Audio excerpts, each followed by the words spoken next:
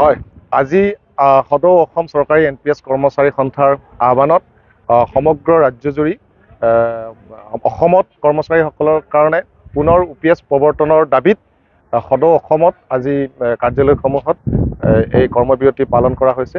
আৰু এই NPS কৰ্মচাৰী সন্থাৰ যি আহ্বান, এই আহ্বানত সদৌ অসম জিলা প্ৰশাসন কৰ্মচাৰী সন্থাই সম্পূৰ্ণ সমৰ্থন জনাইছে। আৰু আজি আমি কামৰূপ জিলা আয়ুক্ত কাৰ্যালয়ত সকলোৱে একত্ৰিত হৈ এই কৰ্মবিৰতি কাৰ্যসূচী আমি পালন কৰিছোঁ।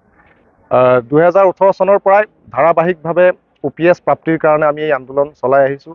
কাৰণ দেখা গৈছে NPSৰ যি ভয়াৱহতা, যিসকল NPSৰ কৰ্মচাৰী ৰিটায়াৰ্ড কৰিছে, তেওঁলোকে যি একেবাৰে নিম্ন পেঞ্চন তেওঁলোকে লাভ কৰিছে, সেই ভয়াৱহতাৰ প্ৰতি লক্ষ্য ৰাখি আমাৰ কৰ্মচাৰীসকল অতি শংকিত হৈ পৰিছে। আৰু আমি চৰকাৰলৈ অনুৰোধ জনাইছোঁ, আমাৰ কৰ্মচাৰীসকলৰ অৱসৰকালীন যাতে জীৱন যাতে তেখেতসকলে শান্তিত কটাব পাৰে, তাৰ কাৰণে তেওঁলোকে চৰকাৰে যাতে পুনৰ UPS ব্যৱস্থা প্ৰৱৰ্তন কৰে, আমি তাৰ বাবে চৰকাৰলৈ অনুৰোধ জনাইছোঁ আৰু দাবী উত্থাপন কৰিছোঁ। হয়, আজি সদৌ অসম চৰকাৰী NPS কৰ্মচাৰী সন্থা আৰু কৰ্মচাৰী যৌথ মঞ্চৰ আহ্বানত আমি পুৰণি পেঞ্চন পুনৰ বাহাল কৰাৰ দাবীত আমি আজি কৰ্মবিৰতি পালন কৰিছোঁ।